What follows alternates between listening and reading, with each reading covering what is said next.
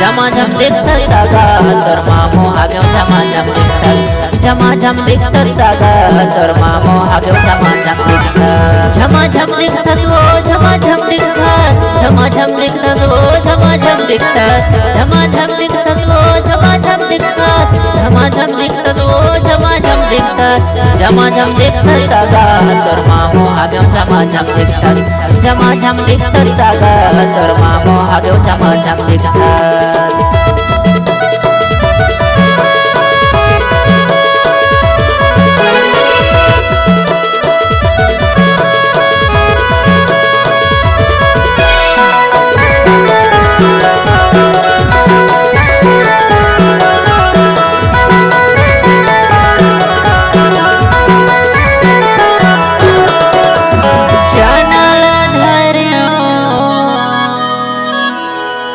काहो चे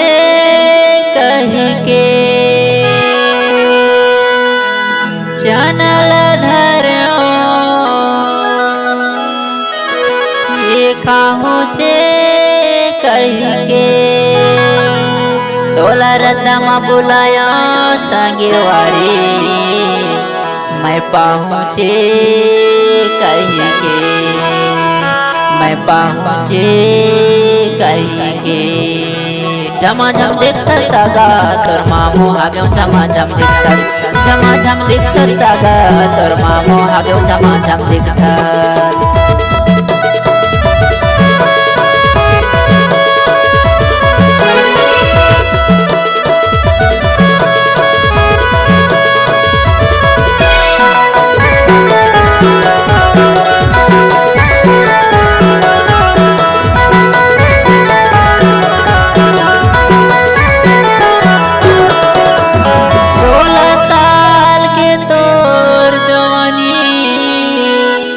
बाली तो रे उमरिया 16 साल के तोर जवानी ये बाली तो रे उमरिया गली मचल दस लचक के संगीवारी ये पतली है तोर कमरिया ये पतली है तोर कमरिया झमाझम दिखत सागा तर मामो आगे झमाझम दिखत झमाझम दिखत सागा तर मामो आगे झमाझम दिखत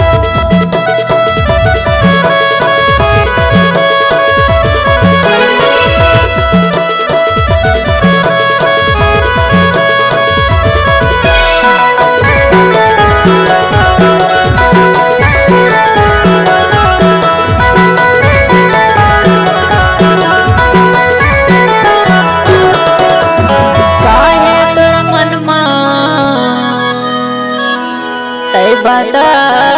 देना मोला काहे तोर मनमा तै बता देना मोला कारी बदरिया में जैसे चंदा छुपे संगवारी वैसे छुपा ले हूँ तोला वैसे छुपा ले तोला झमाझम दिखत सागा तोर मामो आगे झमाझम दिखत झमाझम दिखत सागा तोर मामो आगे झमाझम दिखत झमाझम दिखत वो झमाझम दिखत झमाझम दिखत वो झमाझम दिखत झमाझम दिखत वो झमाझम दिखत झमाझम दिखत वो झमाझम दिखत झमाझम दिखत सागा तोर मामो आगे झमाझम दिखत झमाझम दिखत सागा तोर मामो आगे झमाझम दिखत झमाझम दिखत सागा तोर मामो आगे झमाझम दिखत झमाझम दिखत सागा तोर मामो आगे झमाझम दिखत तोर मामो आगे झमाझम दिखत तोर मामो आगे झमाझम दिखत